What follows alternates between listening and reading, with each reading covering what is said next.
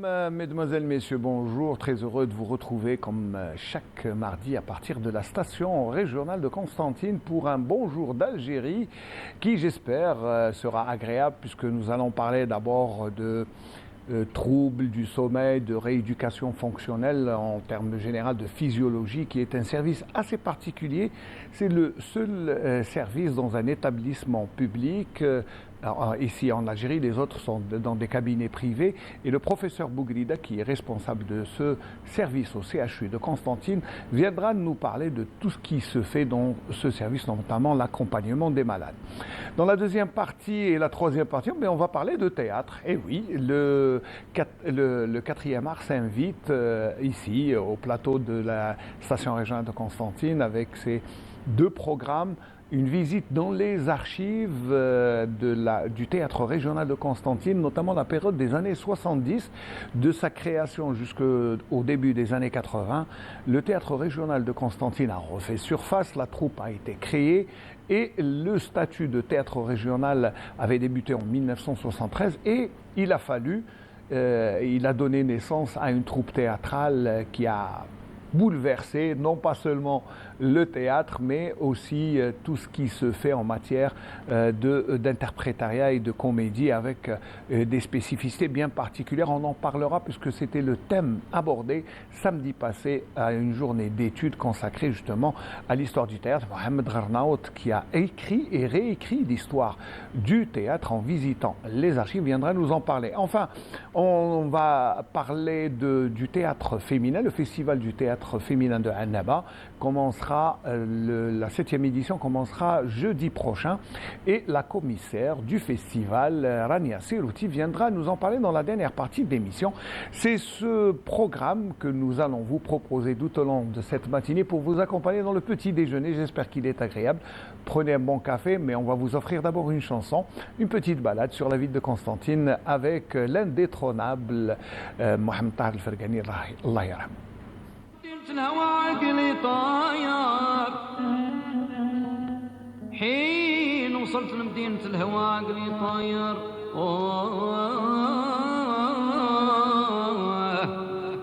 قدمت على الموت قدمت على الموت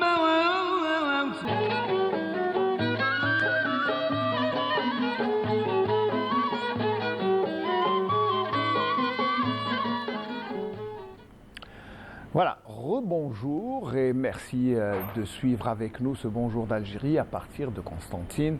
J'ai le plaisir de recevoir Mohamed Bougrida, qui est le chef de service physiologie et rééducation fonctionnelle, exploration, au CHU de Constantine. Marhaba bik, merci d'être là d'abord, professeur. C'est vrai que la physiologie, ça consiste en quoi exactement? Parce je ne sais pas comment approcher, parce qu'il y a la physiologie, d'abord il y a une certaine psychologie dans l'accompagnement des malades, leur apprendre ce qu'ils perdent ou ceux qui sont malades pour les accompagner. Et c'est très divers, hein. Ça va de la nutrition, ça va de la rééducation des muscles, des blessures, c'est très vague, non? Merci. Si je ne me trompe pas, bien sûr. Merci, Smaïl. Bonjour tout le monde, surtout nos téléspectateurs. C'est un sujet très très important et je vous remercie d'avoir évoqué ce sujet qui est d'actualité. Qui est toujours d'actualité. Oui, c'est vrai. Il y a beaucoup de maladies chroniques, comme le diabète, l'obésité, qui maintenant sa prévalence augmente, l'apnée du sommeil qui va avec, la BPCO, la bronchopneumopathie chronique obstructive, qui est aussi une maladie chronique qui évolue vers l'handicap. Toutes ces maladies ont des traitements pharmacologiques et ont aussi des traitements non pharmacologiques, basés sur l'hygiène de vie, tels que la nutrition, une bonne nutrition, bien certains régimes alimentaires adaptés et l'activité physique adaptée. Il y a un autre volet aussi concernant cette activité physique, mais qui concerne la réparation post-traumatique, ou bien ce qu'on appelait avant la rééducation fonctionnelle. Maintenant, c'est appelé aussi médecine physique et réhabilitation, et Réhabilitation plus. ça concerne le muscle après un traumatisme ou après une maladie qui survient aiguë comme un AVC, comme là, c'est des malades qui vont dans un autre service pour la rééducation. C'est un traitement aussi adjuvant en traumatologie, mais ça, c'est pas notre domaine. Ça, c'est les rééducateurs fonctionnels. Ça, c'est autre chose. Notre domaine, c'est la prise en charge non pharmacologique de ces maladies chroniques, telles que l'obésité, telles que la BPCO, l'apnée du sommeil, le diabète, par l'activité physique. Ça veut dire que vous ne donnez pas de médicaments, il n'y a pas de traitement chimique, c'est ça, c'est ce que j'ai compris. Vous essayez de réapprendre aux gens ou de se soigner par d'autres moyens. C'est quoi ces moyens? Très bien, parfois c'est les deux. Il y a le traitement médical, pharmacologique, mais qui n'est pas suffisant et doit être accompagné d'une hygiène de vie, telle que l'activité physique et un régime alimentaire, tel que le diabète. On ne peut pas ne pas donner des médicaments aux diabétiques, mais si le diabétique ne se fait pas une hygiène de vie bien correcte, sûr, parfois le médicament ne suffit pas. Il lui faut une activité physique adaptée, parfois individualisée. Chaque personne a son propre protocole d'activité physique et bien sûr un régime alimentaire. Et dans notre service, on explore les malades, ces maladies chroniques. Parfois, c'est nous qui posons le diagnostic, comme l'apnée du sommeil. Et l'apnée du sommeil, c'est une maladie aussi chronique. Qui se répand de plus en plus parce que... Bien sûr, parce c'est vrai qu'elle que va les gens... avec l'obésité. Ouais. L'obésité augmente, l'incidence augmente de plus en plus.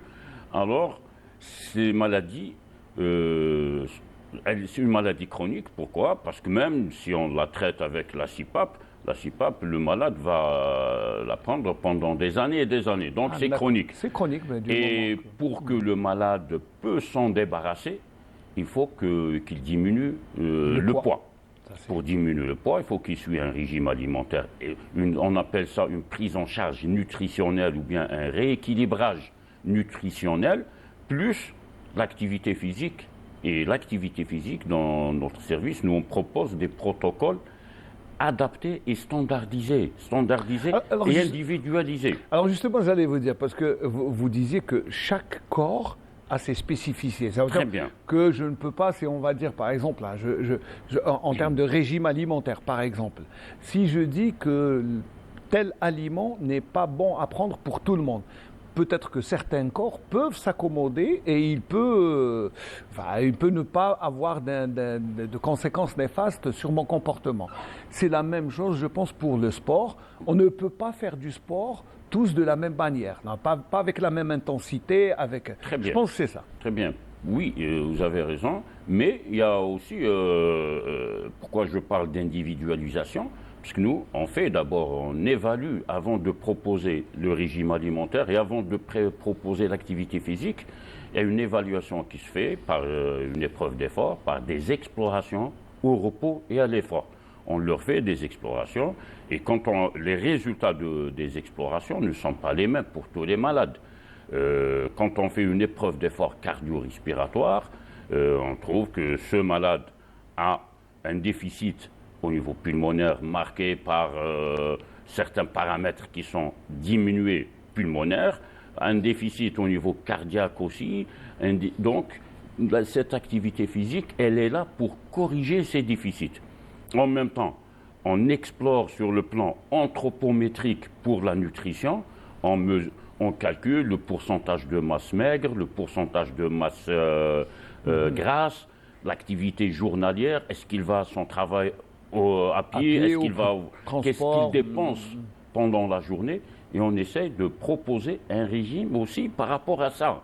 Et ce sont en même temps les moyens de contrôle de l'efficacité du régime et de l'efficacité ça nous permet de contrôler la valeur de base avec laquelle il a démarré son régime, il a démarré son activité physique, reste les valeurs à contrôler après un mois, parce qu'on les contrôle nous, 2 mois, ça dépend, 1 mois, 3 mois, Et ce sont les paramètres qui nous permettent de savoir est-ce qu'il a réalisé correctement cette activité physique et ce régime, et en diminuant bien sûr certains paramètres ou bien en augmentant certains paramètres. Oui, là c'est un rééquilibrage. Par exemple, en diminuant la masse grasse et en augmentant le muscle, la masse musculaire, parce qu'il ne faut pas uniquement diminuer le poids, parce qu'on peut diminuer le poids au dépend de la masse musculaire.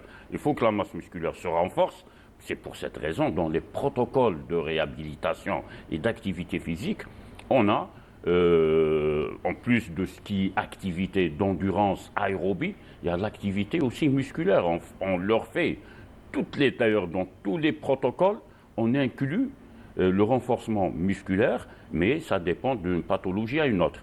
Mais il y a aussi un autre problème qui peut surgir quand on prescrit de l'activité physique. Ça pourrait être dangereux, parce que c'est des malades.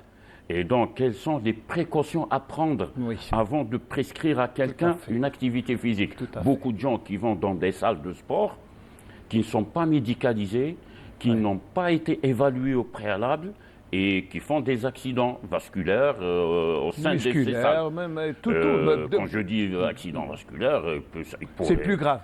Plus grave, ils peuvent faire un idième, un infarctus du myocarde, ils peuvent faire pas mal de problèmes, troubles du rythme cardiaque. Et les troubles du rythme cardiaque, c'est, si vous voulez, l'accident fatal. C'est pour cette raison que nous, on évalue d'abord, et on recherche d'abord les contre-indications à l'activité physique. Chez certaines personnes, ils ne peuvent pas. Même si je parle de l'obèse morbide qui a la gonarthrose, il ne peut pas. Il faut qu'il diminue d'abord le poids avant de faire parce qu'ils ont les genoux qui sont complètement... Le cartilage est complètement dégradé à cause de cette obésité morbide. C'est pour ça que je parle d'individualisation. Là, vous touchez quand même l'activité physique et le sport. Donc d'abord, il faut conseiller aux simples citoyens de faire d'abord un bilan et de voir le médecin avant d'aller faire du sport, parce qu'il y a un grand risque.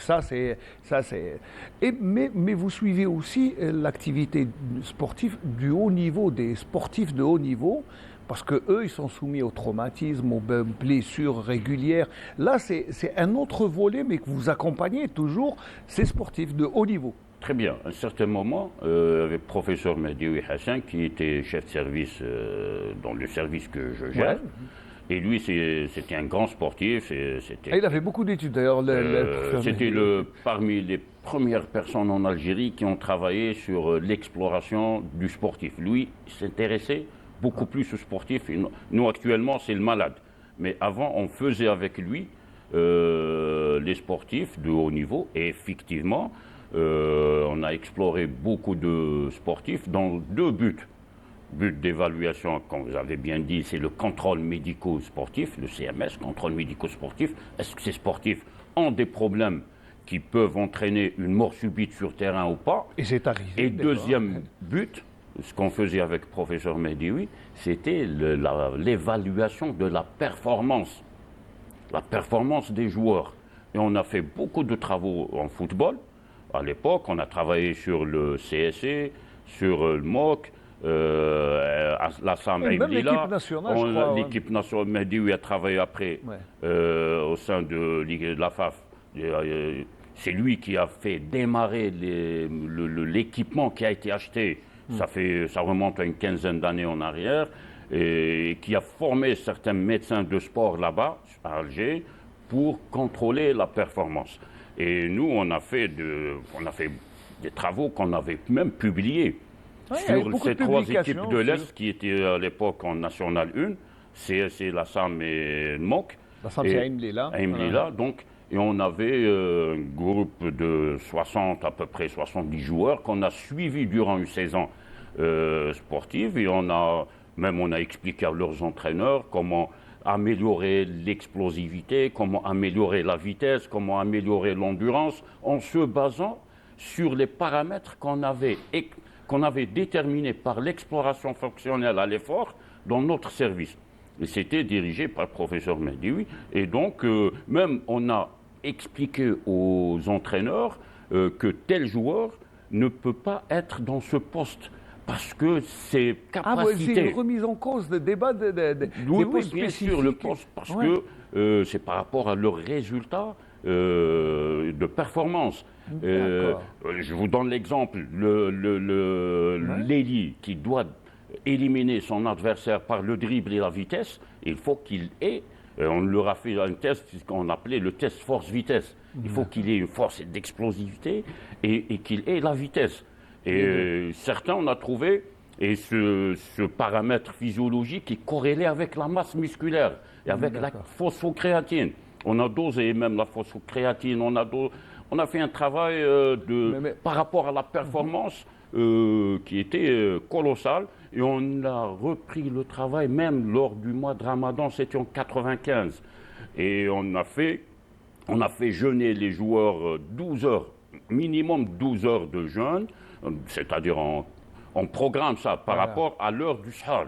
Et ils viennent, on a fait des dosages, l'acide lactique, on a fait pas mal de paramètres et on a démontré que le jeûne Ramadan n'a aucun effet sur la performance. Et c'était la première étude au monde qu'a fait professeur Medioui, parce que professeur Medioui a fait le même travail en 1989 sur les étudiants du Krebs. Donc, on a beaucoup travaillé dans le domaine. Donc, le jeûne n'a aucune incidence le mois de Ramadan, puisque bon, on est à quelques semaines. Aucune incidence. C'est chez les joueurs, ils ont augmenté leur performance. Et après, on a fait un deuxième travail sur terrain à l'équipe Laiska Group. Quand Bourara a été entraîneur à l'époque. Et on est allé lors du mois de Ramadan, à la mi-temps, on a fait des prélèvements urinaires et tout ça, et on a vu qu'est-ce qui s'est passé. Et donc, rien n'a été changé sur le plan du milieu intérieur de l'organisme. Donc, si les gens se sentent fatigués, c'est beaucoup plus psychique que réellement physique. Reste une seule chose, c'est l'eau. On peut se déshydrater parce qu'il y a de la sueur. Et on n'a pas le droit parce qu'on est jeûneur, on ne va pas se réhydrater. C'est pour cette raison qu'on avait donné même des recommandations à l'époque qu'il est préférable de programmer les matchs juste avant l'heure de la rupture du jeûne. 2 heures avant, là, pour quand ils terminent, c'est juste après, ils vont se réhydrater. Donc on a fait tout ça. Maintenant... je vous propose juste, là on va marquer une petite pause. C'est pour voir ce qui s'est... Parce que c'était au centre d'un séminaire, d'une rencontre à Sétif, où on a parlé de rééducation, où on a parlé justement des effets du mois de Ramadan sur les sportifs de haut niveau. Saïd Belounis, Walid Yekhlef et Akram Ayadi étaient présents à ce séminaire. Ils nous ont envoyé ses propos, ce sujet. Regardons, et puis vous allez voir que c'est très intéressant ce qui se fait un peu dans les rencontres scientifiques.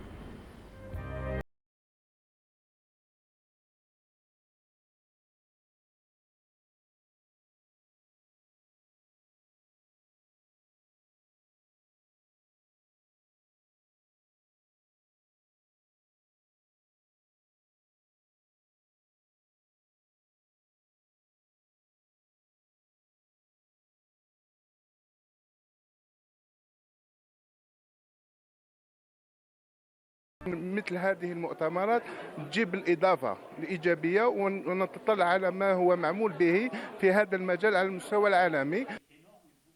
يساهم بشكل كبير في تطوير رياضة النخبة مرورا من المدارس إلى غاية الفئات الكبرى، ويساهم كذلك في النتائج الدولية التي يحققها رياضي النخبة الجزائريين.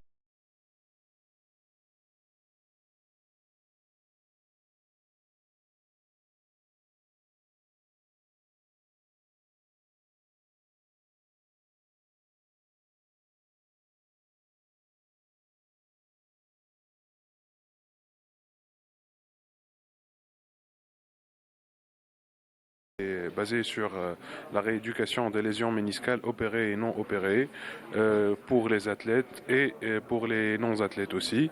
Donc on va parler comment prendre en charge dès le début d'une lésion méniscale, que ce soit opérée ou non opérée, notre patient.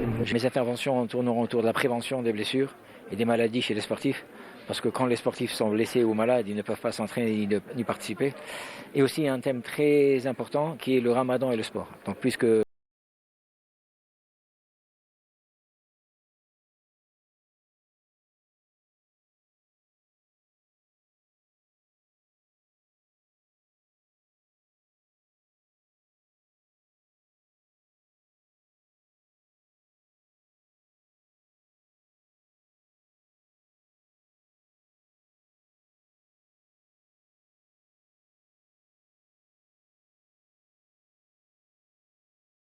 du sport. La psychologie du sport, c'est la science invisible. Dans les sciences du sport, parle aujourd'hui que les sciences contribuent à la performance sportive. Aujourd'hui, le sport, c'est de la science. Tant que c'est de la science, il y a plusieurs disciplines qui participent, y compris la psychologie du sport, qui est quand même un aspect très très important. Au-delà même, effectivement, de la performance sportive physique, il y a un aspect énorme qui est aujourd'hui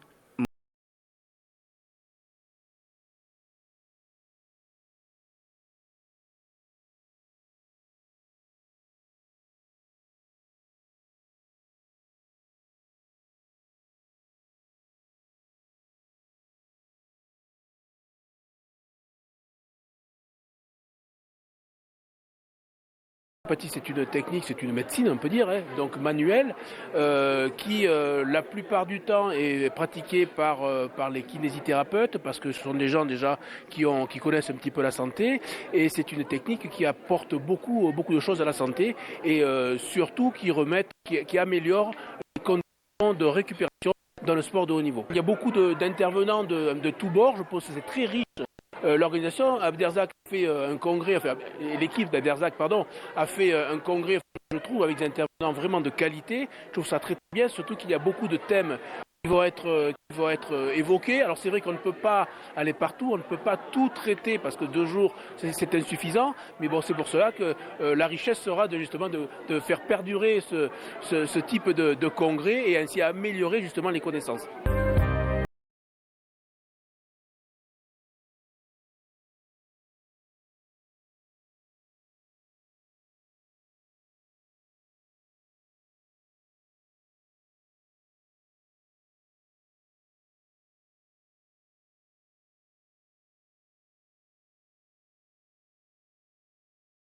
Alors, docteur Rango, quand vous regardez ces images de telles rencontres, c'est vrai que... Oui, là, c'est beaucoup plus rééducation fonctionnelle, médecine physique et rééducation fonctionnelle chez les sportifs, surtout post-traumatiques, parce qu'ils sont, si vous voulez, sujets à des traumatismes ostéo-articulaires et musculaires, et parfois traitement est chirurgical, mais ça ne suffit pas, il faut qu'il y ait une rééducation, une part, si vous voulez, une médecine physique, ce que font nos confrères rééducateurs fonctionnels.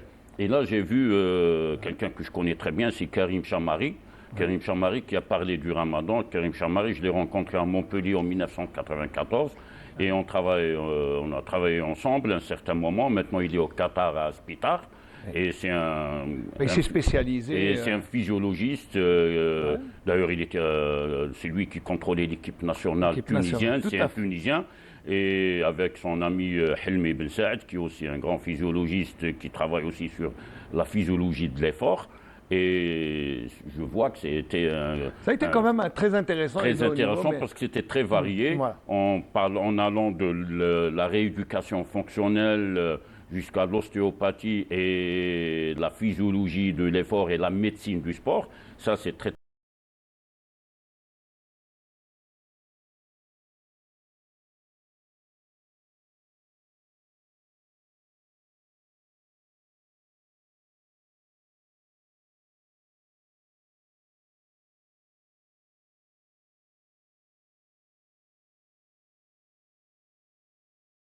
Je me rappelle, c'était des choses qui se faisaient en Algérie. Hein. Oui, les études se faisaient depuis longtemps. Les équipes de l'Est s'entraînaient à l'époque à Taraguilef, à Tizi Ouzou. Maintenant, l'hôtel est rétabli et on peut y aller. Et donc, l'altitude, professeur Mehdi, il a beaucoup travaillé aussi sur l'altitude. Il a accompagné l'équipe nationale quand on avait joué la Coupe du Monde en 1986 au Mexique, parce qu'il y avait l'altitude. Il a beaucoup travaillé avec Saadane. Donc, nous, on faisait ça. On s'intéressait beaucoup avant aux sportifs. Maintenant, après le départ du professeur Mehdi, on a vu qu'il y a un autre problème de santé publique. C'est qu'il y a beaucoup de maladies qui émergent, maladies chroniques qui émergent, et dont le traitement pharmacologique n'est pas suffisant. Il faut accompagner ça avec un traitement non pharmacologique basé sur l'activité physique. L'activité physique et on le a régime remarqué alimentaire. que nous avons beaucoup de malades qui ont de l'apnée du sommeil. Nous, on a à peu près plus de 3000 malades qui suivent chez nous depuis 2014. Et 3000, c'est beaucoup. Oui, et on a encore, bon, ça c'est ceux qui viennent. C'est ceux qui sont alors, identifiés. qui sont dans la nature et qui ne sont pas traités, ça doit être plus. Et ces malades, le traitement, il est un peu cher, il n'est pas remboursé par un petit appareil qui permet de... Et les autres, comment les traiter? On a pensé à leur faire de l'activité physique, réduire le poids et améliorer, si vous voulez, les muscles du pharynx, améliorer leurs muscles. Et comme ça, on peut réduire la sévérité de la maladie de l'apnée du sommeil. On a remarqué, il y a beaucoup d'obèses en Algérie. Les gens, maintenant, on le voit quand on est dans la rue, on voit entre deux... Il y a beaucoup de gens, c'est vrai, il y a un surpoids. Un surpoids, l'obésité, et là aussi. Et heureusement, pour nous, on a le CHU de Constantine s'est doté d'une salle de sport. Et c'est récent, hein? C'est récent, une salle de sport médicalisée. Ouais. On a pu avoir par le PNUD, le programme des Nations Unies. Ils ont proposé des projets de recherche, c'était dans le cadre du post-Covid, parce qu'après la Covid aussi, il y a beaucoup de malades qui sont jusqu'à ce jour fatigués, ils ont une asthénie et ils n'ont pas de problème pulmonaire ni cardiaque, mais c'est musculaire. Ils se fatiguent rapidement. Quand ils marchent, ils n'arrivent pas à tenir une marche. Ces malades... Je crois que c'est les effets de la Covid qui sont là, parce que je crois que la Covid a laissé des séquelles. Elle a laissé beaucoup de séquelles. Et là, c'est la conséquence, je pense. Et ces séquelles ne peuvent être traitées qu'avec la réhabilitation et l'activité physique. Alors le PNUD, le Programme des Nations Unies dans la santé, et a proposé, si vous voulez, ils ont acheté ils ont donné un budget pour acheter du matériel pour la réhabilitation. En Algérie, on a pu avoir 3 centres, un à Tlemcen, l'autre à Alger, et le troisième chez nous dans notre service. Et on a acquis le matériel. Maintenant, il y a la salle qu'on est en train de réhabiliter parce que c'était très difficile d'avoir une salle au sein du CHU. Un espace, oui, c'est vrai. Un espace. Maintenant, on a eu l'espace, ils vont l'aménager et on va, Inch'Allah, commencer à proposer de l'activité physique médicalisée. Voilà. Avec suivi par des médecins et des paramédicaux au sein du CHU. Donc, pour toutes ces maladies chroniques, l'obésité, l'apnée du sommeil, le post-Covid, la BPCO, seront suivis au moins les deux premiers mois au niveau de l'hôpital et après on leur donne une ordonnance, leur protocole d'entraînement sous forme d'ordonnance. Il va au niveau d'une autre salle avec un protocole écrit que le coach doit suivre. Il ne faut pas qu'il leur change parce que ce protocole d'entraînement a été déterminé par rapport à des paramètres physiologiques suite à une exploration fonctionnelle et surtout... au repos et à l'effort, parce qu'on a été doté aussi par des épreuves d'effort cardio-respiratoire, et les épreuves d'effort cardio-respiratoire permettent de nous donner plusieurs paramètres de performance, et ils nous permettent aussi le suivi. Est-ce que l'activité physique était efficace ou pas ? Et l'adapter parfois, parce que le malade peut s'aggraver, et donc diminuer l'intensité, diminuer le volume horaire, ou bien l'augmenter. Donc l'activité physique, nous, ce qu'on voudrait dire aux gens, ce n'est pas quelque chose de banal, c'est un traitement, par exemple pour les diabétiques. Beaucoup de diabétiques qui veulent faire du sport pendant le mois de Ramadan. Mais ça pourrait être dangereux. Parce que surtout les diabétiques de type 2, qui pensent qu'ils ne prennent pas l'insuline, c'est pas grave et tout ça, ils font de l'activité physique à n'importe quel moment et après ils font de l'hypoglycémie. L'hypoglycémie peut survenir même 24 heures après l'activité physique. Ouais. Donc il faut qu'il y ait une surveillance, des conseils, des précautions à prendre. Et maintenant il y a des glucomètres avec monitoring. Qui vous donne régulièrement la glycémie sur les 24 heures ou sur les 12 heures qu'on peut mettre quand on fait l'activité physique. Est-ce que pendant on a fait une petite hypoglycémie, on n'a pas fait? Donc tout ça, on doit rendre ça scientifique. Je crois, docteur, qu'on va vous réinviter une autre fois dans... Au moins, peut-être pas la semaine prochaine, la semaine d'après, parce qu'on sera à quelques jours du mois de Ramadan pour donner les bons conseils. On prend déjà rendez-vous parce que je crois une demi-heure ne nous a pas suffi pour tout explorer. Mais les conseils que vous donnez sont très intéressants et notamment pour les malades chroniques, surtout durant le mois de Ramadan.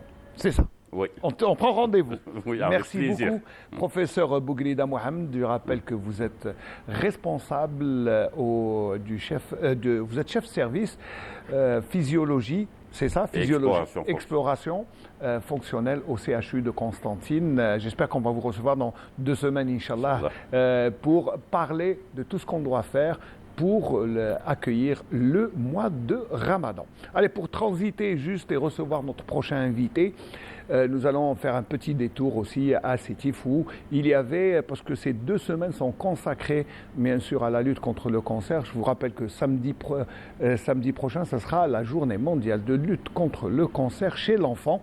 Et il y avait des rencontres, notamment à Sétif, sur l'importance de la prise en charge du cancer et le dépistage précoce dans une rencontre couverte par nos amis de Sétif, Bellounis, Yekhlef Walid et Akram Ayadi.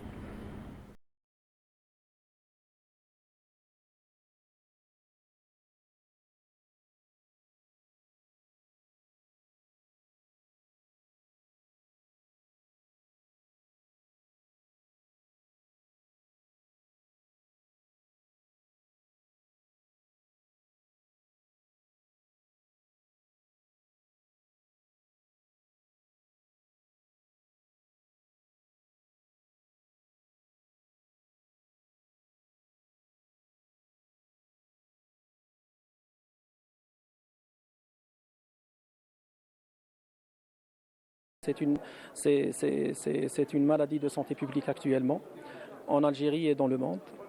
Pourquoi le cancer colorectal? Parce que c'est le premier cancer digestif atteint, c'est le premier appareil digestif atteint, c'est le cancer colorectal. C'est 50% des patients atteints de cancer colorectal, malheureusement, ils meurent.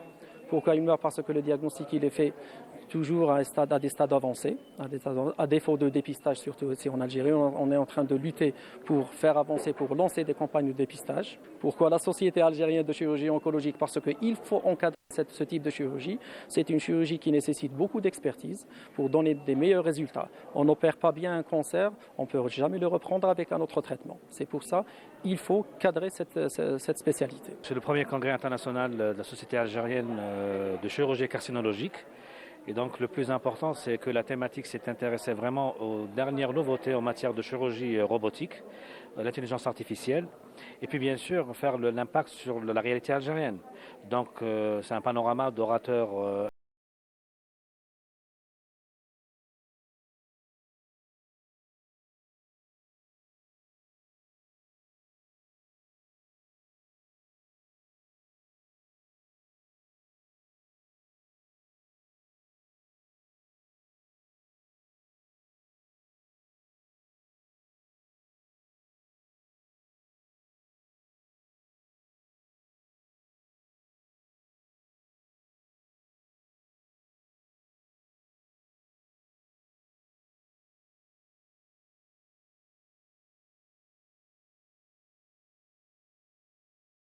et là le patient est inopérable, il devient opérable et il est opéré dans les délais avec un résultat fort intéressant sur le contrôle local de la maladie, mais surtout un impact sur la survie.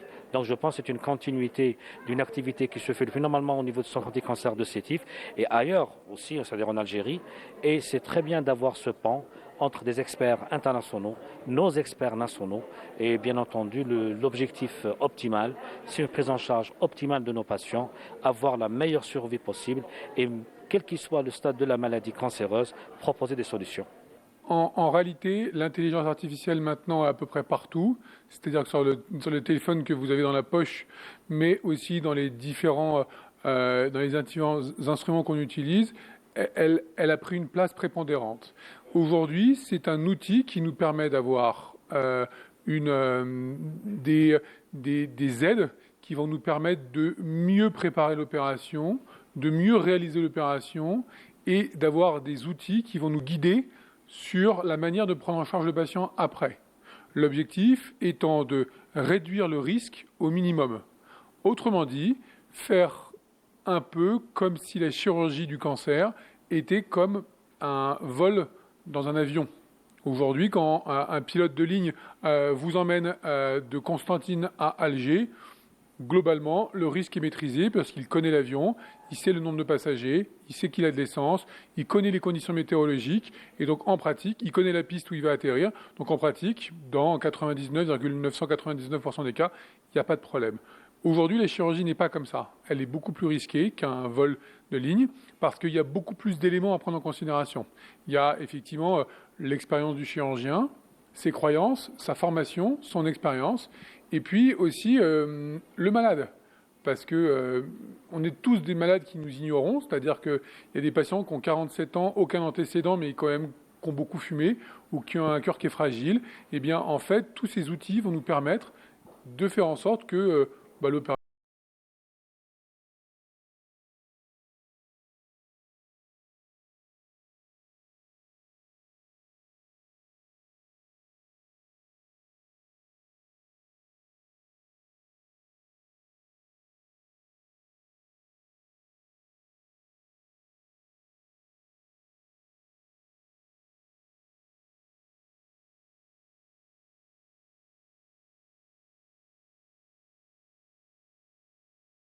Voilà, donc c'était une rencontre à Sétif et on remercie nos amis du sous-centre d'actualité de Sétif pour ces reportages. Nous allons bien sûr aller au théâtre.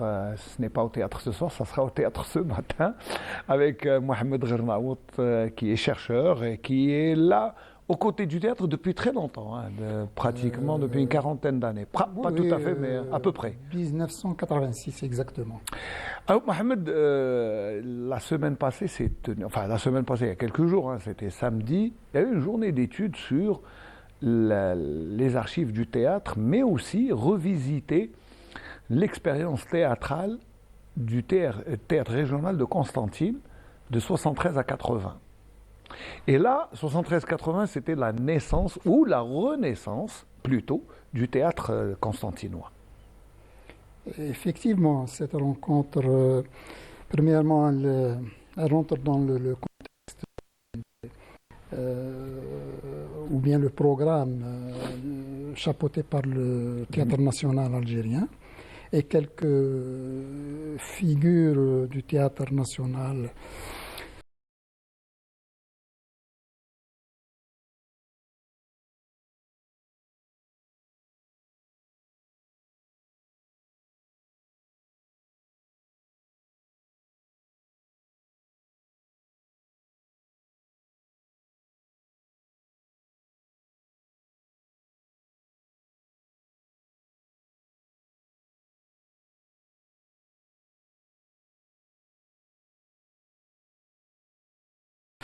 et à Constantine, c'était la deuxième rencontre avant de passer à la troisième, peut-être d'ici un mois. Sûrement, il y aura d'autres rencontres. Voilà, alors, la période choisie de 73 à 80, c'était l'année. Dans 73, c'était l'année de la décentralisation. C'est-à-dire qu'il y avait le Théâtre national d'Alger, mais après, il a fallu créer des troupes dans les régions pour promouvoir cet art qui est l'art scénique, mais aussi pour donner la chance à des comédiens, à des metteurs en scène et surtout à des auteurs de mettre sur scène des pièces de théâtre. L'avantage à Constantine, c'est qu'il y a une expérience particulière qui n'était pas commune. Absolument. Voilà. En réalité, à Constantine, il y avait 3 ou 4 expériences. C'est-à-dire, la première, c'est l'écriture collective, l'adaptation, l'écriture individuelle, et puis l'ouverture le théâtre universel. Sur le mouvement associatif. Ah, d'accord. Voilà. Donc, cette première expérience, justement, un théâtre populaire d'abord, il faut le relever, c'est un théâtre populaire, mais surtout cette écriture collective. C'est qu'il n'y avait pas d'auteur, c'est que c'était tout le monde qui écrivait. Oui, c'est une première expérience d'abord. Il n'y avait pas des moyens, il n'y avait pas de scénographe, il n'y avait pas de costumier, il n'y avait pas de metteur en scène, il n'y avait rien. Tout. Donc c'est un travail de groupe, surtout les comédiens, enfin les premiers comédiens comme Ammar Mohsen, Habbati, Rabbi Yarhamou, oui, c'est Allawa Zarmani, Hlilou, Yamina, Benzarari. Bon, tout le monde s'est intéressé à cette expérience. Et d'ailleurs, il y a eu un grand succès concernant les productions de l'écriture collective. Donc, il y avait cette trilogie populaire et extraordinairement belle. C'était Hada Yjib Hada, Rih Samsar, Ghsalt Nouader. Rih Samsar, non, c'est après. C'est Ammar Mohsen. Ammar Mohsen. Oui, donc, il y avait cette trilogie. Je ne me souviens plus des pièces, mais il y avait cette écriture, un canevas, et tout le monde proposait, on fait telle scène, telle scène. Et il y avait un chef de file qui dirigeait à peu près de loin, c'était Jamel Dekar qui était. Voilà, qui était. Mais c'est tout le monde qui mettait la main à la pâte, c'est chacun proposait. C'est pas commun. D'habitude, dans le théâtre, on a un auteur qui donne et chacun travaille son rôle. Toute une équipe pluridisciplinaire, metteur en scène, comédien, scénographe, tout. Donc, mais là, non, c'est tout le monde qui met la main. Donc, je pense que c'est une expérience à part. Elle est unique. Les annales, elle est unique dans les annales du théâtre. Ça ne s'est jamais fait. Et je crois que ça a disparu maintenant. Oui, bon, peut-être de temps en temps, mais je ne pense pas qu'on... Oui, maintenant, c'est vrai qu'on se spécialise. D'ailleurs, même cette troupe, après, ceux qui écrivaient ensemble, certains sont devenus auteurs de théâtre, d'autres sont devenus metteurs en scène. Comme Issa Ardaf est devenu scénographe. Donc voilà, c'est qu'après il y a eu la spécialisation des métiers. Oui, bien sûr, à force de forger, est devenu régisseur. On devient forgeron, bien sûr. Voilà. Donc la plupart, comme Taïb Dhimi, comme Ammar Mohsen, comme Briwa, oui. Haj Habbati aussi. Habbati, metteur en scène. Oui. Et même écrivain, donc ils ont. C'était magnifique à l'époque, c'était la belle époque du TRC. Alors justement, quand il n'y a pas de texte là, c'est vrai qu'il y avait, il y a l'écriture collective. Maintenant, où est-ce qu'on va retrouver ces textes? Est-ce qu'ils existent? Est-ce qu'ils sont archivés? Oui, absolument. De toute façon, voilà, c'est ce qu'on a essayé de faire en 2019 avec la direction du TRC en réorganisant la salle des archives. Donc on a presque... vous avez créé une salle d'archives? Une salle d'archives. Non, elle existait. Auparavant, d'accord. Mais on ne peut pas lui donner le truc. Donc...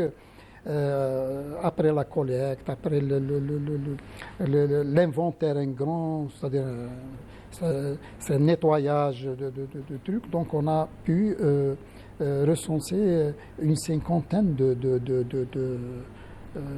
textes. Oui, de textes comme de 74, oui, de Ben Jonson. C'était une adaptation. Une adaptation, oui. Hassan Hassan. Non, on ne l'a pas. Ah, dommage. Hassan Hassan, on ne l'a pas. Mais les autres textes. Les autres. Oui. Ghsalt Nouader, Rih Samsar, Hada Yjib Hada. Faust, Ghsalt Nouader, donc une cinquantaine de textes. Donc, et justement, c'est le rôle des archives, c'est pour permettre aux étudiants, aux chercheurs d'écrire l'histoire de notre patrimoine. Et puis élaborer, je dirais, la formation de notre identité culturelle. Et c'est très important parce que le théâtre s'appuie essentiellement sur notre histoire, sur notre identité, sur notre patrimoine culturel, artistique. Alors, bien sûr, moi j'étais présent et j'ai rencontré avec beaucoup de plaisir Ziani Chérif Ayad, mais aussi M. Yahyaoui, qui était venu spécialement pour chapeauter cette rencontre, voilà, juste ce qu'ils nous ont livré comme impression durant cette journée d'études.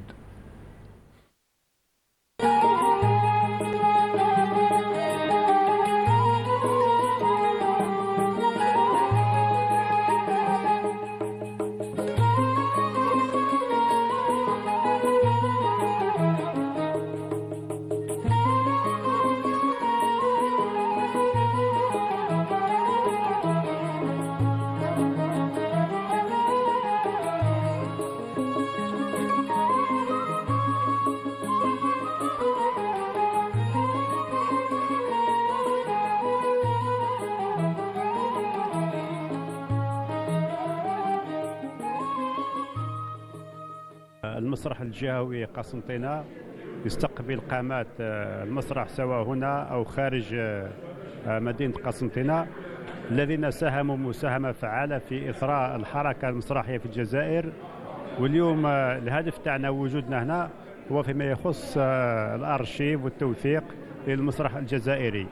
والمسرح الجهوي قسنطينة له تاريخ عريق وهو يعتبر مدرسة بالنسبة لنا في المسرح، وبالتالي نسعى أن ننسق بين المؤسسات المسرحية من أجل تأسيس مركز للأرشيف المسرح الجزائري. On est très en retard par rapport à ce travail de mémoire.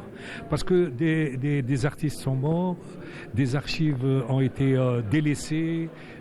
C'est-à-dire qu'aujourd'hui, par exemple, ne serait-ce que pour retrouver les manuscrits, les textes du répertoire, c'est très compliqué et il y a beaucoup de manuscrits qui sont perdus. Donc c'est aujourd'hui mieux, comme en français, mieux vaut tard que jamais, c'est de réunir le maximum d'archives et de mémoire du théâtre algérien. Ces archives, en fin de compte, l'essentiel, c'est d'abord de les réunir, mais aussi de les interroger. Et interroger cette mémoire, c'est pour aussi rendre à la fois hommage, mais au contraire, permettre au théâtre d'évoluer par rapport à des expériences qui ont été fondatrices du théâtre algérien.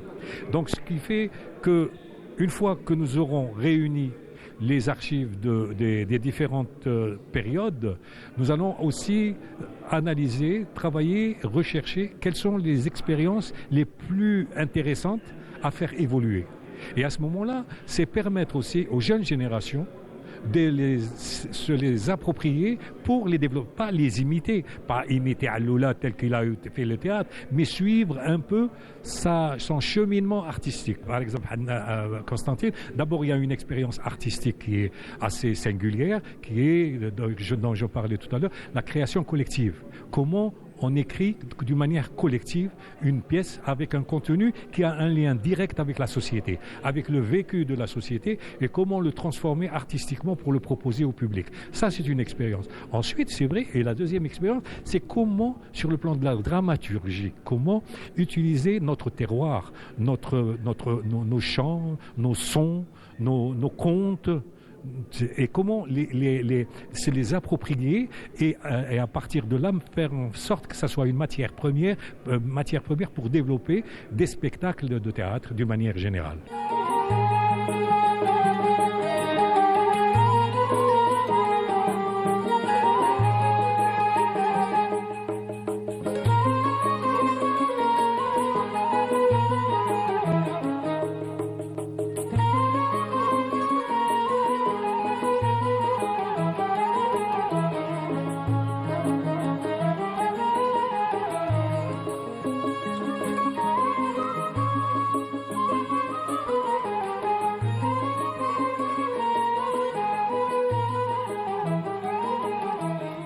En tout cas, il y avait de l'émotion. Et ce qui est bien, c'est que même ceux qui se sont déplacés du Théâtre National d'Alger à Constantine ont pu remarquer quand même qu'il y avait une belle salle d'archives et il y avait beaucoup de documents qui ont été préservés au Théâtre Régional de Constantine. Absolument. Surtout Chérif Ziani ou bien le directeur du TNA. revenaient pas. Hein. Donc ils ont constaté plutôt l'effort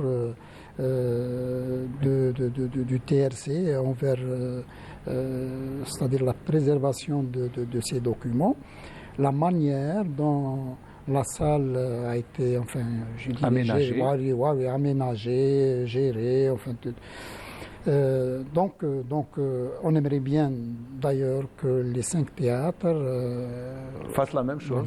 Voilà. Ils aient au moins un centre d'archives et comme la collecte. ça facilitera après surtout la numérisation de ces documents. Alors, juste, est-ce que c'est numérisé ou c'est des archives qui sont, papier? C'est-à-dire la salle des archives de Constantine. Non, c'est papier, uniquement. Donc, déjà, il faut qu'il y ait un effort dans la préservation de ces documents avec une numérisation. Ça serait bien pour que tout le monde puisse les consulter. C'est-à-dire, il y a des documents numérisés. Mais pas en totalité. Non, je peux vous dire... Pratiquement. Pratiquement, c'est la totalité. Mais ils ne sont pas à la disposition de la salle ou des consultants.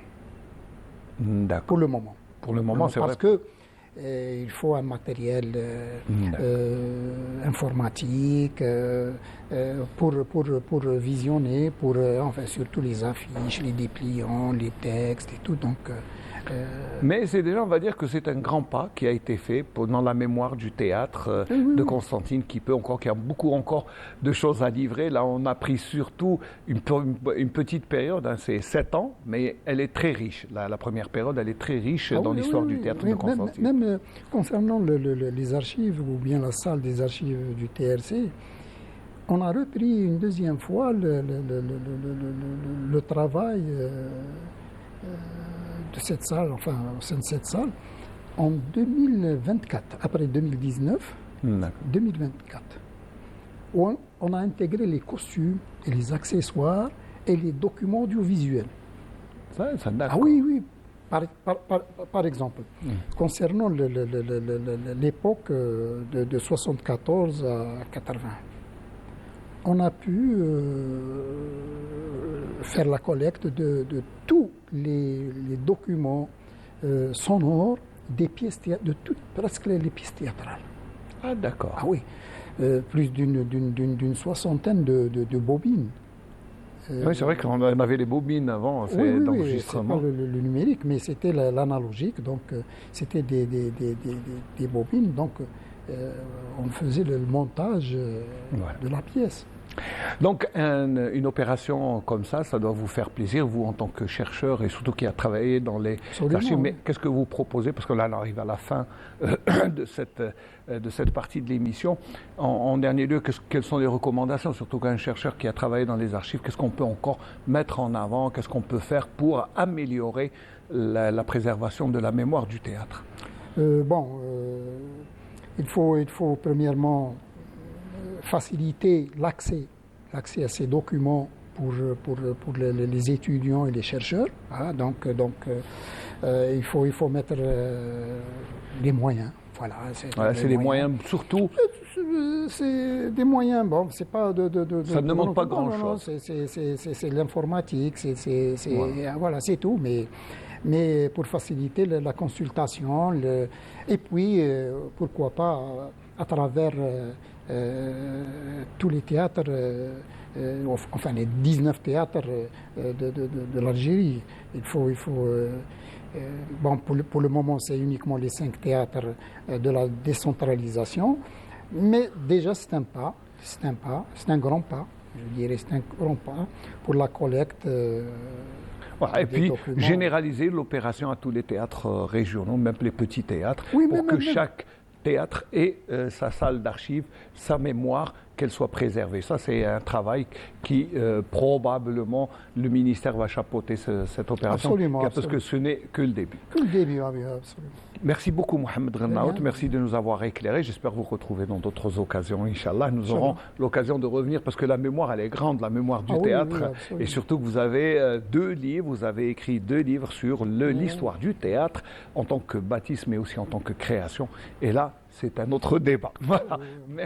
Merci Mohamed Ghennaout. On va transiter. Mais vous savez, ce qu'on a remarqué au théâtre, c'est qu'il y avait une belle ambiance, les émotions et tout ce qui était présent. On a recueilli quelques propos, surtout de ceux qui étaient présents en 1973 lors de la création du théâtre de Constantine. C'est juste pour transiter et recevoir Rania Seyrouti, qui est commissaire du Festival national du théâtre féminin d'Annaba.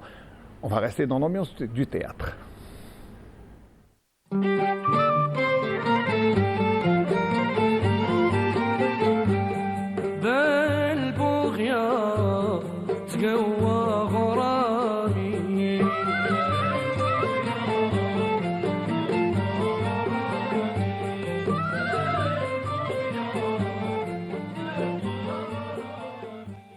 رجوعي للمسرح اليوم لأني أنا غبت على المسرح يعني من 2003 وقت طويل بالنسبة لي أنا دعم بالنسبة لي بس المسرح هذا اللي تربيت فيه وترعرفت فيه تعلمت منه أشياء هو اللي رباني صدقني.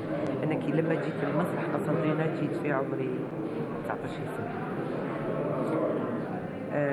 جيت بحب وجيت بصدق جيت بنية ولو في هذاك الوقت 75 يعني كانت ظروف غير هذه الظروف اللي عايشينها صراحة ظروف مادية يعني كنا ما نحوسوش على المال ما كملناش.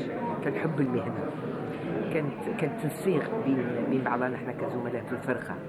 كان نساعدوا بعضنا نعاونوا بعضنا في كل الظروف وهذا اللي حبيته كثير. مدينة قسنطينة عندها الفضل عليا اللي احتضنتني وعشت فيها وتربيت فيها وتعلمت منها أشياء كثيرة. وي ديت 4 جوائز والحمد لله. وهذا الشيء نقول ونفتخر به. أولا نراجع المسرح قسنطينة لأن مسرح قسنطينة معروف على مستوى القطر الجزائري. سي لو سول تياتر في الجزائر اللي عنده فرقة اللي يستعرض فيها المسارح الوطنية كامل سواء من ناحية النص ولا من ناحية الإخراج. لأن احنا الناس طبيعيين لما نأديو حاجة ندوها بصدق ماناش ممثلين صناعيين تاع دور وخلاص. لا نلعبوه بجد نعيشوه. وهذا الفرض ثاني يرجع المخرجين اللي كانوا عندنا كيما مخرج اللي أنا تعاملت معاه بزاف يعني وسي غراس لوي اللي نلت جوائز في هذا المسرح قسنطينة.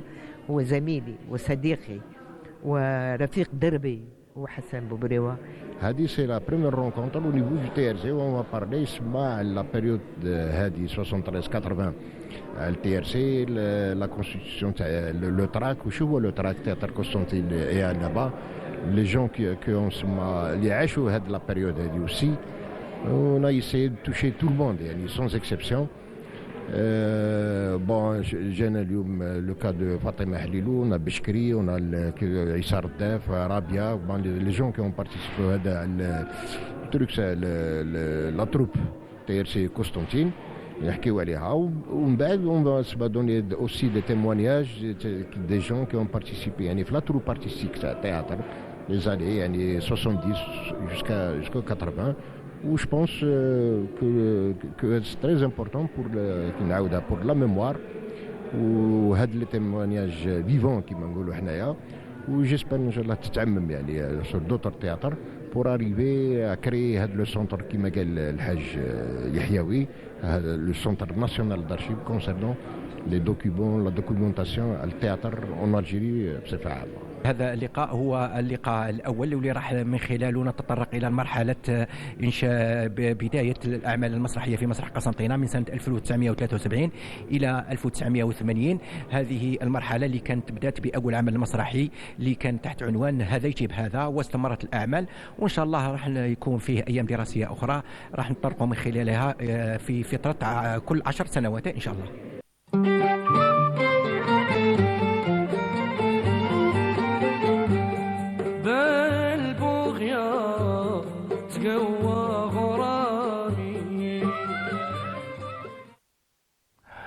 Voilà, toujours dans le sourire, on reste dans le monde du théâtre sur les planches et je crois qu'on n'aura pas du pain sur la planche, mais on aura des dames, puisque le festival du théâtre national féminin à Annaba va commencer, la 7e édition va commencer jeudi prochain, le 13 février. J'ai le plaisir de recevoir Rania Seyrouti, marhaba bik.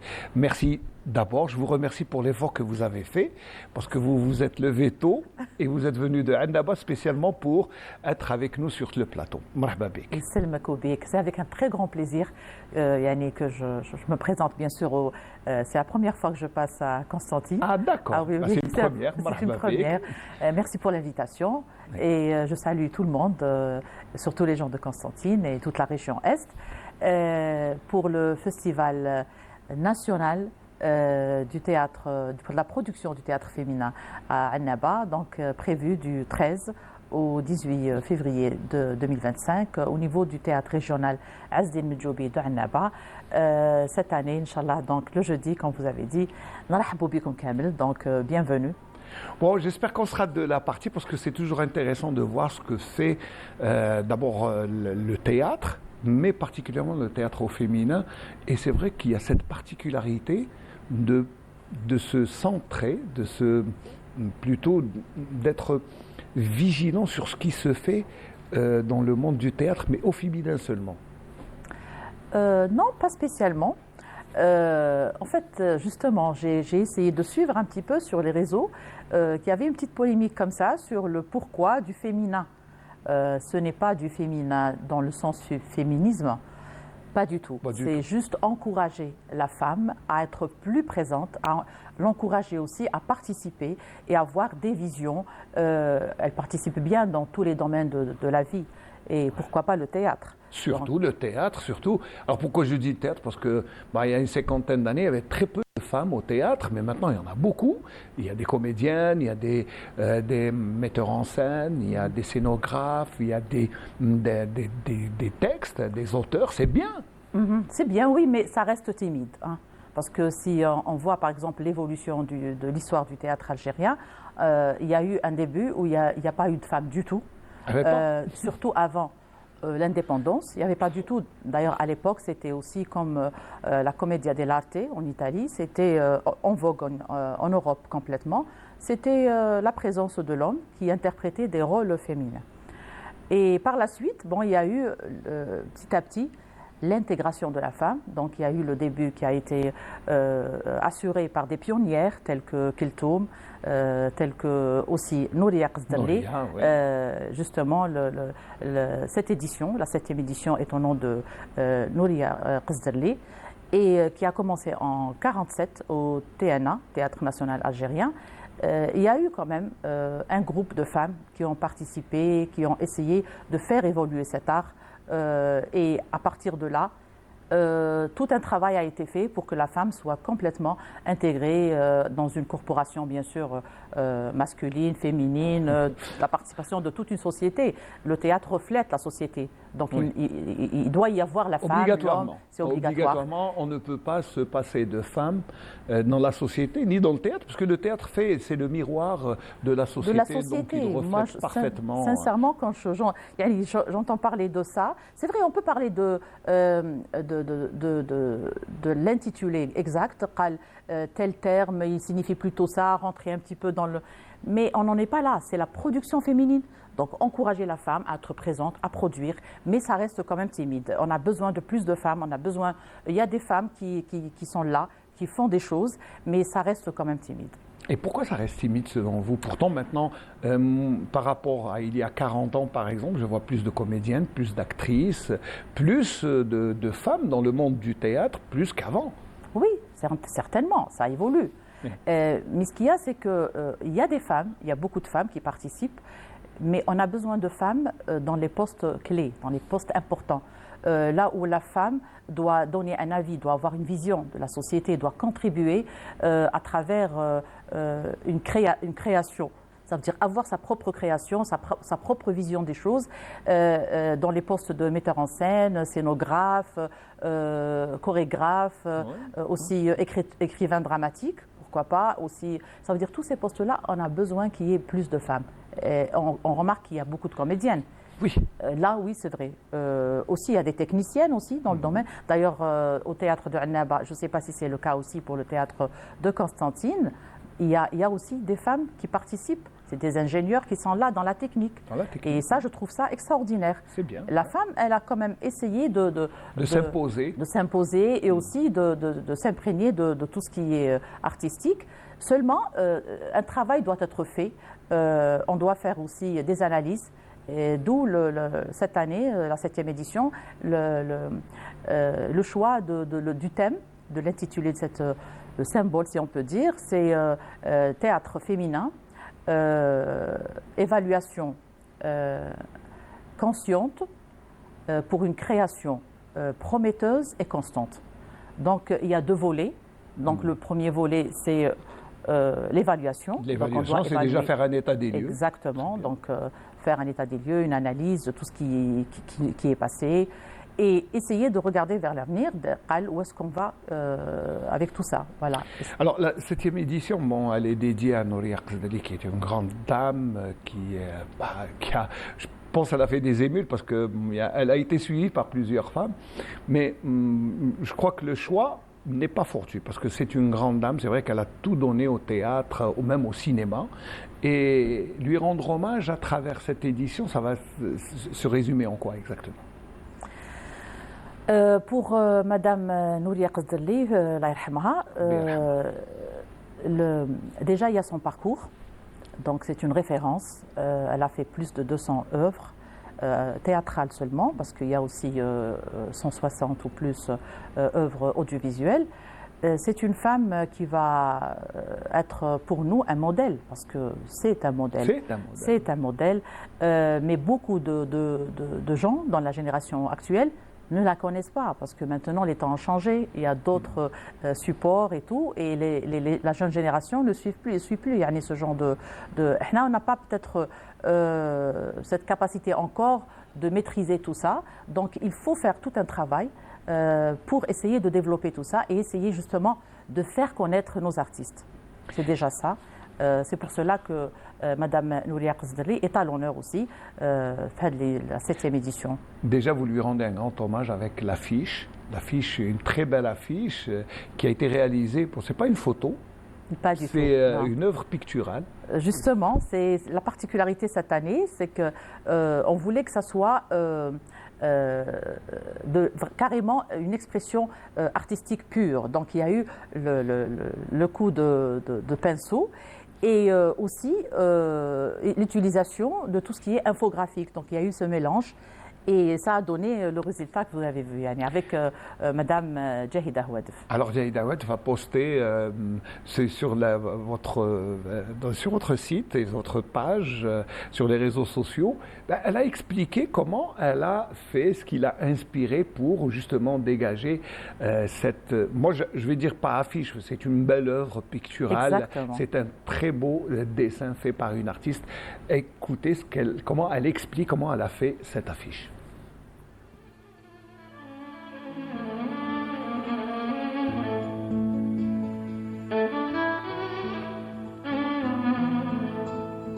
La conception de l'affiche de la 7e édition du Festival culturel national du théâtre féminin à Annaba, c'est de mettre en premier plan le personnage de Nouria Qasdali, à qui cette édition rendra hommage, et à travers laquelle un grand pan de l'histoire du théâtre algérien s'est écrit. Mon objectif était de représenter un portrait de jeunesse de Nouria, à travers laquelle mettre en valeur tout l'élan d'engagement de l'actrice et toute la fougue artistique jadis de ses actions à travers le contenu de son travail, et cela depuis de nombreuses années. Ce qui m'intéresse dans la représentation de ce portrait, c'est de relever non seulement la profondeur que porte le personnage, mais aussi de se mettre mon regard d'artiste à une certaine curiosité, celle de rechercher une nouvelle sensation, de permettre aussi à l'alchimie de fusionner entre le personnage et ma sensibilité. La construction de ces deux éléments, de ces deux âmes, accorde bien entendu l'opportunité à l'art de s'opérer.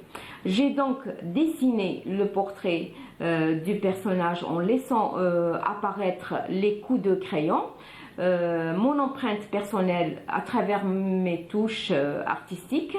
Je suis arrivée à un résultat réfléchi, mais et surtout à une réalisation née indépendamment de tout mon contrôle, mais plutôt d'une sorte, mais plutôt d'une force inconnue, celle de la magie de la créativité. Un constat donc, le visage de Nouria exprimait un regard vague, laissant libre choix au retour inattendu, symbolisant ainsi un avenir en perspective, une sorte de porte ouverte sur l'expression théâtrale qui continue son écriture à travers une transmission bien entendu consciente et durable. L'arrière-plan s'est porté sur l'introduction des masques comme symbole, comme composant symbolisant le théâtre depuis l'Antiquité.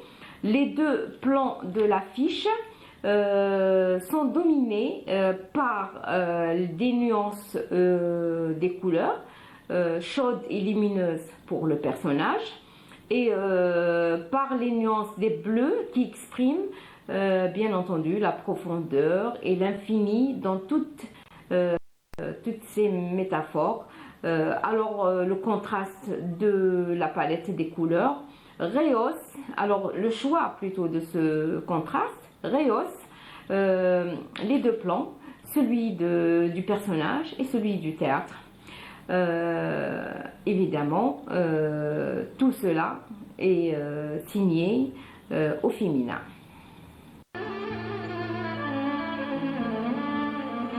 Expression féminine dans toute sa dimension. Voilà. Mais c'est une belle affiche, il faut le dire. Très belle affiche. Personnellement, j'ai adoré. Et j'étais très contente aussi de collaborer avec Madame Houadef, qui a tout de suite accepté. Elle a fait des propositions. Elle nous a fait 4 propositions, des croquis, puis par la suite, 4 propositions de conception, carrément.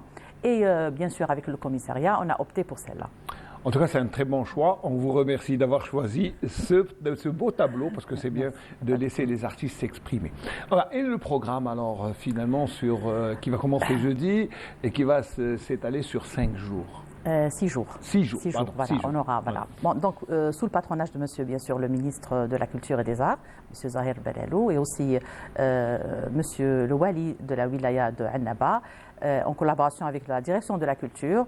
Donc, cette édition va s'étaler sur les 6 jours, comme on a dit. Donc, il y aura la journée d'ouverture prévue pour le 13 et la clôture, ça sera le 18. Les 4 jours restants, voilà, on aura, bon, bien sûr, il y aura le spectacle d'ouverture. On a proposé pas mal d'activités, en plus du spectacle d'ouverture, qui sera le spectacle qui a gagné le FNTP au niveau du Théâtre National Algérien. Donc, ils ont eu le premier prix, c'est la troupe de Tizi Ouzou. Tizi Ouzou qui va venir donner la représentation. Exactement, donc c'est Safinat Calédonia. Je ne sais pas comment ils ont traduit ça, le bateau de Calédonie, ou je ne sais pas. Hassoul, c'est comme ça l'intitulé en arabe. Et bien sûr, avec la participation d'une troupe d'enfants présentant des danses et des expressions, de l'expression corporelle.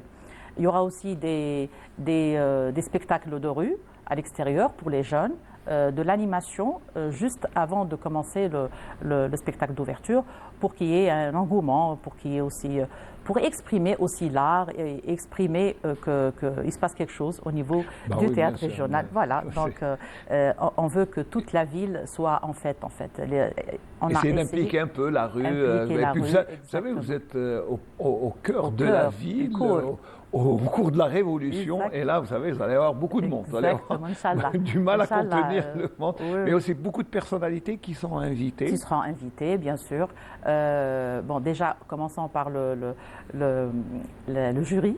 Donc il va y avoir la participation de Soumia Ben Abdrabou, qui sera président du jury, docteur au niveau de l'école de l'Institut de Burj Al Kifan, en critique et aussi en écriture dramatique.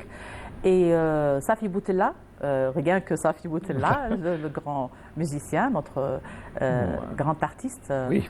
Artiste connu et reconnu mondialement. Voilà. Il y aura Samir El-Hakim comme comédien, connu aussi. Il a beaucoup participé aussi dans des coproductions. Et dernièrement, il participe dans des téléfilms pour Ramadan et tout.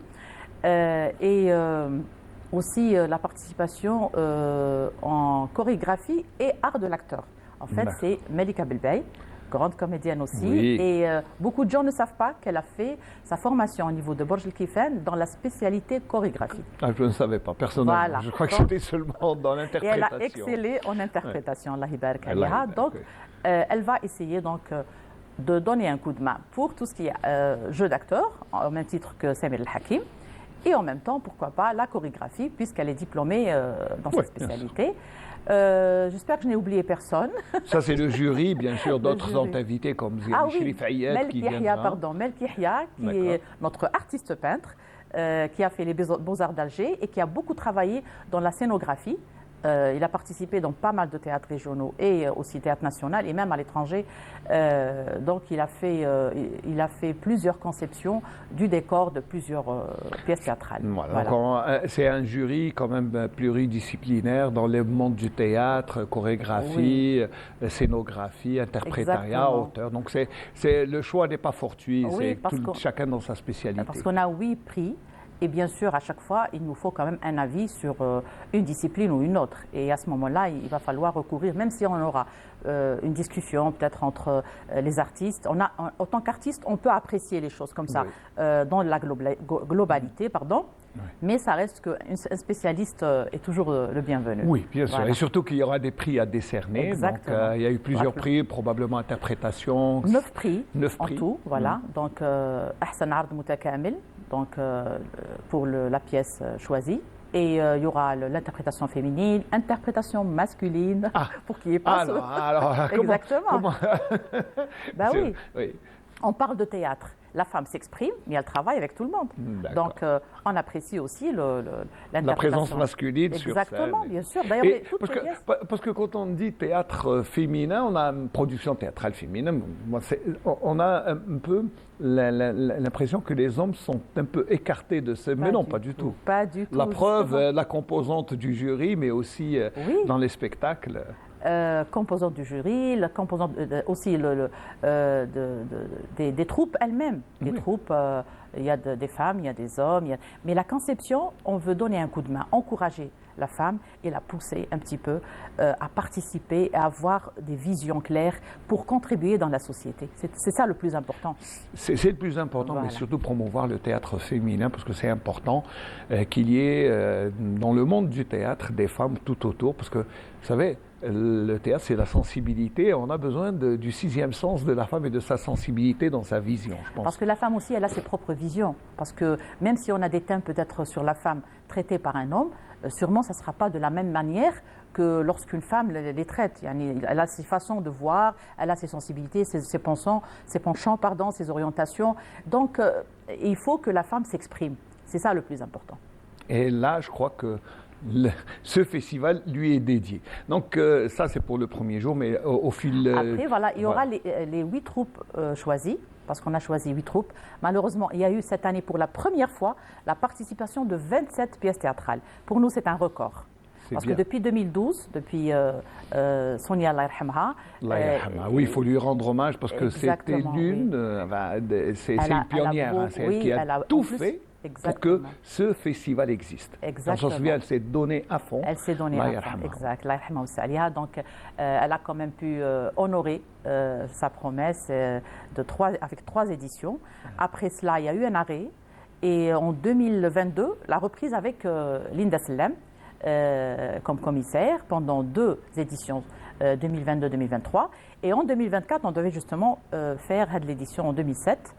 Et il y a eu du retard, donc on a pris un petit peu du temps pour préparer comme il faut la 7e édition. Linda Sellem est toujours avec nous, elle est toujours parmi nous. en tant que directrice artistique. Elle nous donne un très grand coup de main parce qu'elle a eu beaucoup d'expérience quand même et depuis 2012, elle a quand même, dans la troupe. elle était toujours présente. Lida Slem a toujours accompagné. D'abord, Sonia Allah yarhama dans ses débuts, puis elle a pris le relais, elle a combattu, elle a fait des mains et des pieds pour que ce festival perdure. Et alhamdoulilah, il est là. Voilà. Exact. Donc, il y aura les 8 troupes qui ont été sélectionnées parmi les 27 troupes.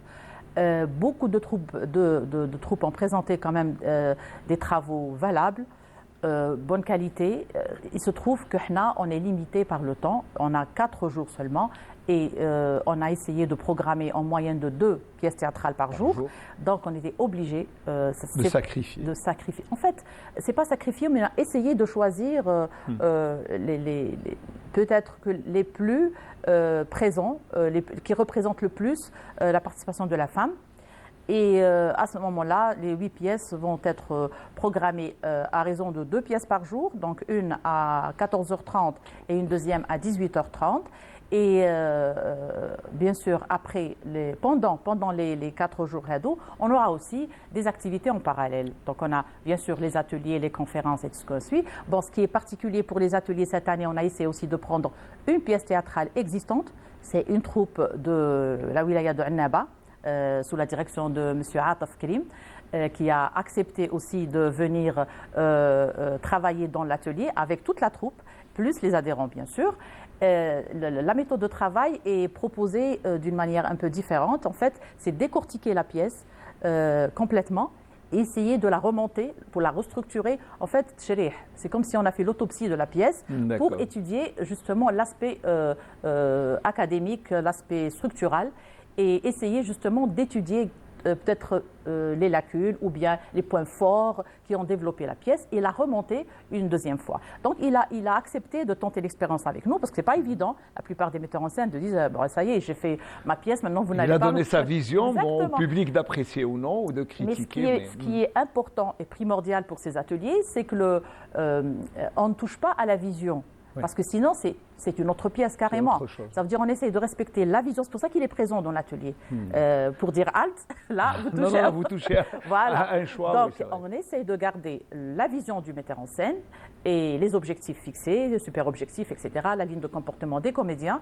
Mais ça sera remonté d'une manière un peu académique pour un petit peu, indirectement, inculquer aussi à toutes les participantes comment on procède pour monter un spectacle et que peuvent être les lacunes et les problèmes rencontrés quand il y a un problème de structure. Parce qu'il y a aussi l'écriture. Donc on a l'écriture dramatique d'un côté, avec la même pièce, et d'un autre côté, la mise en scène de la même pièce, bien sûr. Là, c'est le cheminement qui va être décortiqué. C'est le cheminement d'une pièce de théâtre, du texte à la mise en scène sur les planches. Exactement. Ça veut dire on aura l'aspect pratique et aussi inculquer d'une manière très souple des principes académiques pour qu'il n'y ait pas un programme un peu lourd. Parce que les gens, en général, n'ont pas la patience de suivre des cours théoriques comme ça à longueur de journée, comme on fait à l'université ou là, bon, un spécialiste, il peut peut-être supporter parce qu'il aime ça, il va aller faire des études pour ça, mais des adhérents qui viennent participer dans des ateliers de courte durée, ils aimeraient bien voir le problème, on pose le doigt sur le problème et on le discute directement. Voilà, ça c'est pour les ateliers. Oui. C'est de la pratique académique. Exactement. C'est les deux. C'est de la théorie et pratique en même temps. Exactement. Et aussi, on a des conférences, donc bien sûr, qui traitent de plusieurs thèmes qui reviennent bien sûr sur l'évaluation et aussi sur les perspectives. Et avec la participation bien sûr de plusieurs docteurs et spécialistes du domaine. Voilà. Pour pallier à ça, parce qu'il y a des gens qui viennent pour l'académique, pour le sérieux, mais il y a des gens qui veulent assister, mais en même temps, que ça soit plus léger. Donc se divertir. Exactement. Se divertir. Voilà. On a choisi de traiter des thèmes aussi sérieux, aussi importants, mais d'une manière un peu légère, autour d'un café, donc Kahwat al-Asr, qui a été proposé. Voilà. Un concept bien constantinois qui s'invite à Annaba. Mais Annaba est la sœur jumelle de Constantine. Exactement. Oui, bien sûr. C'est algérien, c'est Kahwat al-Asr. Ça fait. D'ailleurs, on avait comment on fait? On écrit l'Asr, comme en arabe. ولا نديروا قهوه العصر بالالف pour que ça soit prononcé en dialectal. Donc bon, on a essayé de discuter là-dessus parce que c'est vrai, c'est important aussi lorsque on prend l'esprit هذاك تاع le divertissement, le qahda familial, convivial et en plus dans un salon qui reflète le patrimoine algérien, le patrimoine algérien. Voilà. En tout cas, bravo pour le programme parce que c'est bien, on sent quand même la touche féminine. Hein.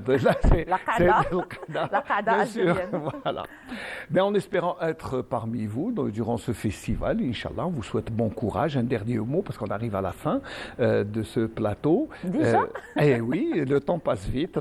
On va déjà grignoter une petite minute. Pour ne pas oublier, bien sûr, les rencontres professionnelles. Des rencontres professionnelles au profit des sortantes de l'école qui vont venir rencontrer les producteurs, les directeurs de théâtre et les directeurs artistiques afin justement de pouvoir signer quelque chose et concrétiser leurs pièces sur scène. En tout cas, Rania Selouti, merci beaucoup d'avoir fait l'effort de venir de Annaba à Constantine pour nous parler de ce festival et on vous souhaite bon courage pour l'ouverture. Ça sera donc jeudi 13 février. À partir de 18h. Et tout le monde est invité. Bien sûr, tout le monde est convié. Merci beaucoup, Rania Selouti. Je rappelle que vous êtes commissaire du Festival national de la production du théâtre féminin à Annaba. Ça commence jeudi prochain et c'est pendant une petite semaine jusqu'au 18 des spectacles. Eh bien, j'espère que tout le monde pourra. En tout cas, le théâtre à Annaba a toujours eu 1300 places. Donc, il y a de la place. Faites le déplacement. Voilà. Merci beaucoup, Rania Selouti. Je vais remercier toute l'équipe qui aura travaillé ce matin avec nous à partir de Constantine. Inch'Allah, si tout va bien, on se retrouve mardi prochain pour un autre bonjour d'Algérie à partir de la station régionale de Constantine. D'ici là, je vous souhaite un excellent week-end et merci de nous rester fidèles à Canal Algérie. Au revoir.